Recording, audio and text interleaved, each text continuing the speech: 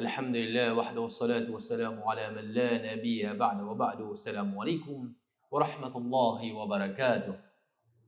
Mga minamahal kong kapatid, magulang sa pananampalatayang Islam, tunay na pinadali na sa atin ang ikangay tagumpay natin sa mundo hanggang sa kabilang buhay.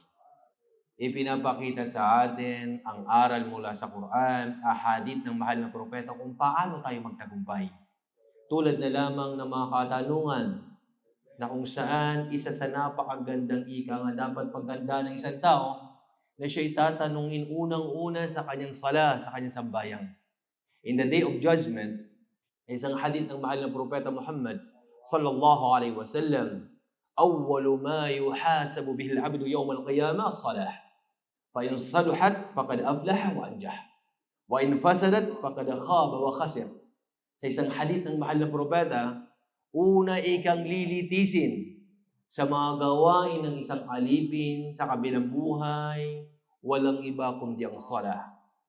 Pag ang sala ay pumasa, lahat ng mga gawain ay pasado. Pero pag sa sala pa lang ay na-fail ka na, bumagsak ka na, tunay na ikaw ay malulugi. Mga kapatid, magulang sa pananampalatayang Islam, ganito kadakila ang kalagayan ng tinatawag na salah. Subhanallah. Imagine, siya ang unang lilitisin sa ating mga gawain. Ang sambayang. Ang salah, siya ang unang itatanong sa atin. Kumusta na ba ang ating mga salah? Sa ating mga sarili, ba't hindi natin tanungin? Naibibigay ba natin ang karapatan ni Allah sa atin tulad ng pangangalaga ng 5 beses sa isang araw o pangangalaga ng sala 5 beses sa isang araw sapagkat siyang unang lilitisin sa ating mga gawain. Ito yung kauna-unahan. Pag pumasa dito, alhamdulillah, magaan na yung susunod na mga o di kayo tanggap ang iba pa mga, of course, ang iba pa mga gawain.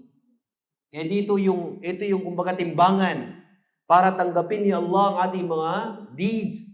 Tinitignan mo ng sala, sambayan. Pag pasado yan, pasado lahat. Allah. At ito ang tagumpay ng isang alipin na kung saan ang najah murtabitatun bis-salah.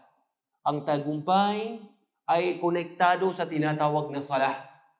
Kung gusto mong magtagumpay sa mundo hanggang sa kabilang buhay, pangalagaan mo ang sala, ang sambayang.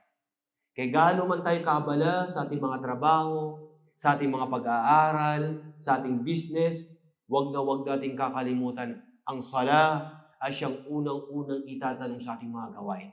Kaya pangalagaan nito, ibigay ang mga karapatan nito, ang mga obligasyon nito, nang sa ganun ay matanggap ang iyong mga gawain. Maraming salamat. Hanggang dito na lamang. Wa akhir da'wana alhamdulillahi rabbil alamin. Assalamualaikum warahmatullahi wabarakatuh.